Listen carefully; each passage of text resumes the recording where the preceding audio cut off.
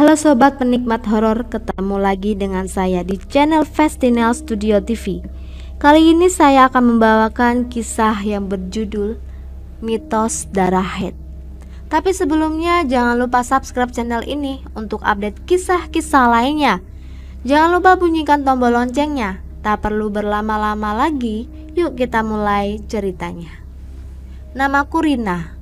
Kejadian ini kualami ketika di sela-sela akhir semester menuju pembagian rapot yang kebetulan juga saat itu aku sedang haid.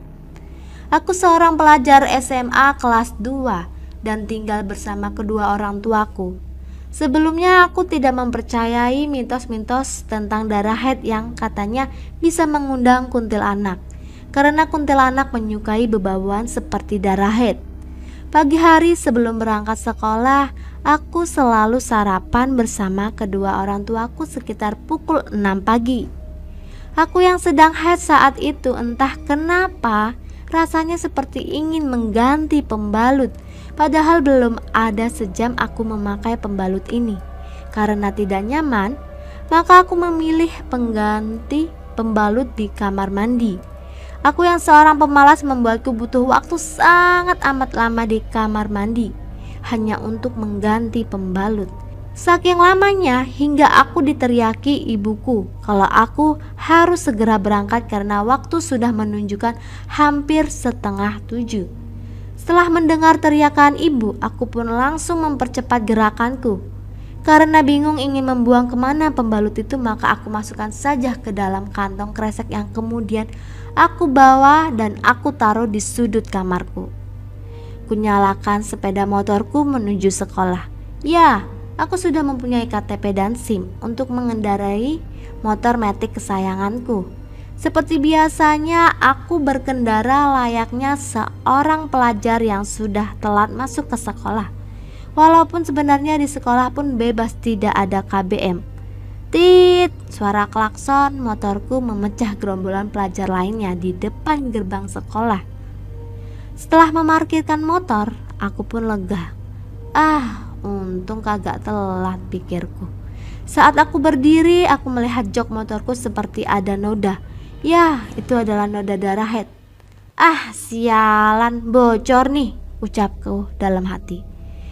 "Hei Rini, napa lu?" tanya seorang temanku, Resti namanya. "Bocor nih gue," jawabku. Nih, sambil memberikan sebuah pembalut yang dibungkus plastik. "Pakai punya gue," ucap temanku. Oke, tapi antarin gue dulu dong ke kamar mandi," ajakku. "Ya udah, ayo," ucap temanku. Saat sampai di kamar mandi, temanku Resti tidak ikut masuk, tetapi hanya menunggu di depan pintu kamar mandi yang aku kunci. Kamar mandi di sekolahku memang diberikan sebuah cermin kecil untuk berkaca atau merapihkan seragam seusai membuang air. Saat aku mengganti pembalut, rasanya ada yang aneh. Iya, pembalutku tidak penuh dan aku baru sadar kalau celana dalam yang aku pakai pun tidak tembus darah.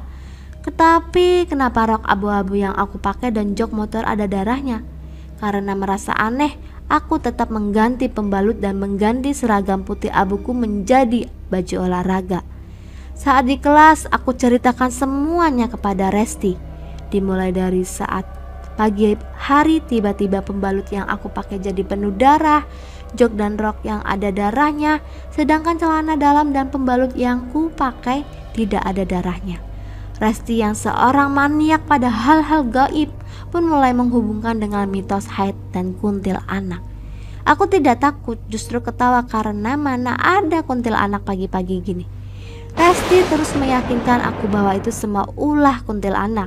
Dia pernah membaca sebuah cerita bahwa seorang perempuan tiba-tiba kesurupan karena tidak membuang pembalut bekas haidnya.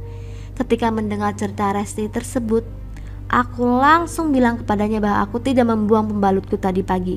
Dan Resti jadi kesal dan terus menakuti aku.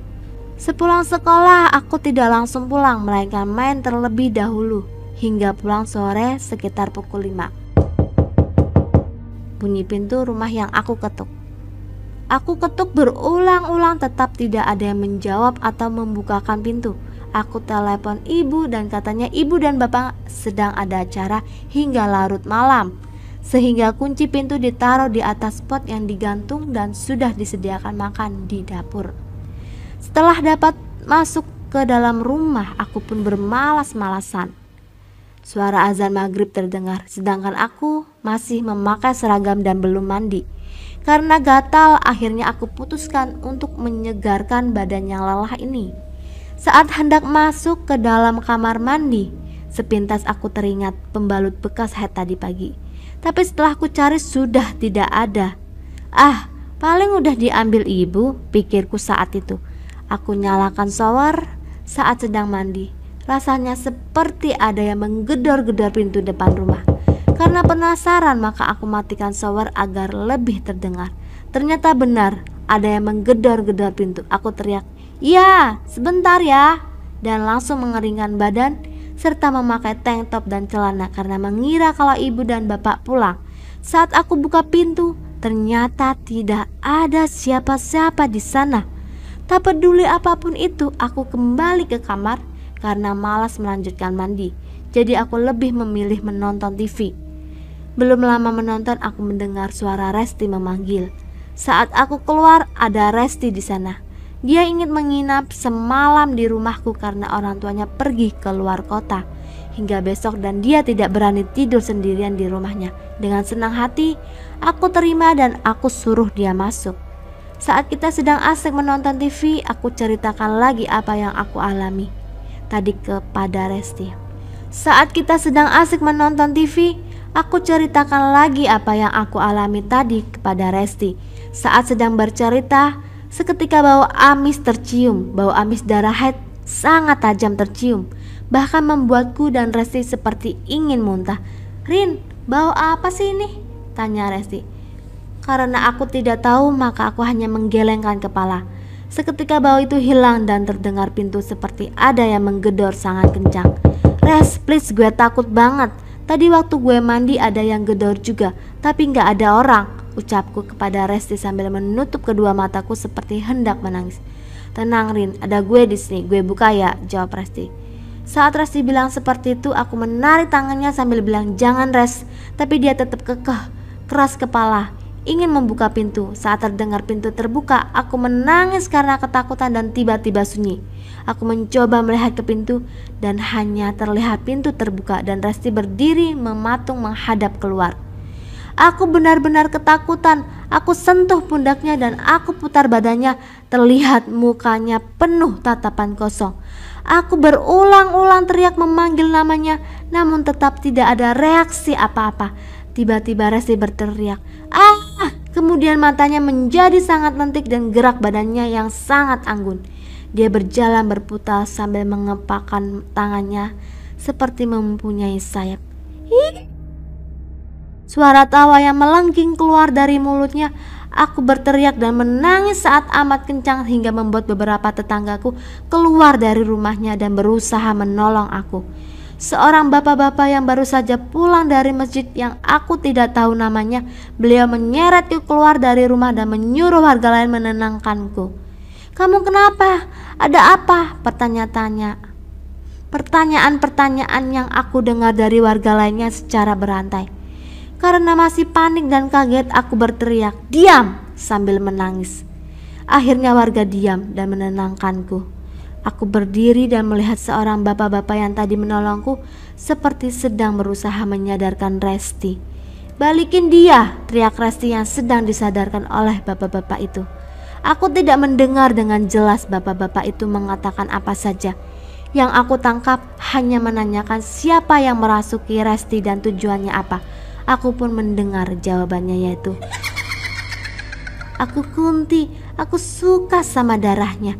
Aku langsung lemas mendengar itu dan seketika pingsan. "Neng, bangun, bangun Neng." Bapak-bapak tadi menyadarkanku dari pingsan. "Kamu gak apa-apa, semuanya udah aman kok. Temanmu juga sudah sadar lagi," ucap bapak-bapak itu. Aku duduk dan menyandar ke dinding dan bertanya, "Kenapa Pak tadi?" "Bapak tahu kamu sedang haid dan tidak menjaga kebersihan yang baik. Kamu enggak membuang pembalutmu kan? Bapak menemukannya tadi di sudut kamar kamu." Kunti itu yang menunjukkannya. Dia bilang kalau dia memang suka dengan bau-bauan seperti darah haid. jawab bapak-bapak tersebut. Aku hanya mengangguk. Itu ibu sama ayahmu juga udah datang. Kamu yang tenang ya, jangan lupa buat jaga kebersihan.